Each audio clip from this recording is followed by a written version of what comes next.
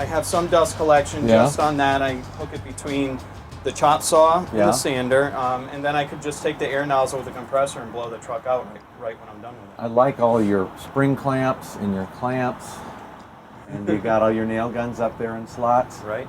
Oh, I see you got a bunch of routers, trim routers back up. Trim routers. I do have some larger routers. They're Festool routers in the boxes over here. Now you've got a lot of tapes. I have a lot of tapes, and I lose a lot of tapes.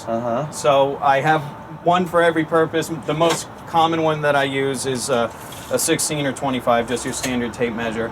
I like to use these two because they're lightweight.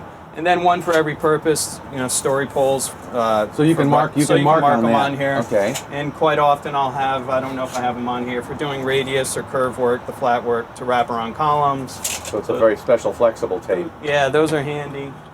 All my caulks and adhesives are up here. How do you deal with that, like if it's cold or something?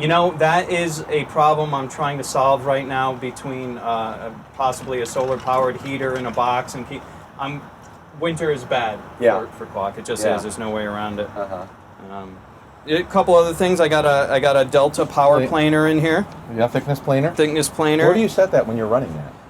That will go outside. So have you got horses? I have run it in here. Yeah, I have foldable horses behind the. So you just set up out behind the vehicle. Set it up behind the vehicle. I have the Festool vacuum. I actually have a router table underneath there. And where would you also run the router table outside? Depends. If they're small parts, I'll just put it on the bench in here and run the parts. I have CO2 that I put my air guns in here, and I travel around commercial environments, so I don't have to bring a compressor with me. I just put the guns in there.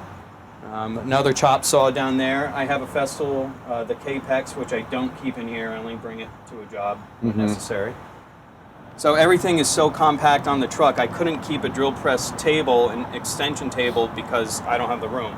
So the way I solved that problem was I keep this table down here, and I made it so it will easily slip right on there. And although it will stay on its own, in this drawer, I keep the wing nuts on the bottom to tie it. To tighten so you've got it right a nice back up. surface. So I have a nice surface here, and then this is the rail that I can connect right on the top to have an adjustable fence. Now, what would you be drilling in there? Would you like reworking like European hinge hardware holes? Yeah, it could be. I have my hinge hardware bit in here. It could be that. It could be drilling. I do a lot of metal brackets, so it could be for drilling metal. Really, anything. What is this back up here? You got a little flat panel. Oh, that's actually the digital antenna for the TV, so we can get all the local stations. Oh my! And I see above where you're putting this table away. They look like those kids' play. They are. They really are. So I use these mostly in residential applications. Homeowners love to see you take care of their floors. They don't like to see tools right on their floor. So we take You'll snap a bunch of those. Snap them together, put the tools down on them, and it's just a safe way to protect. Now I'm looking at something.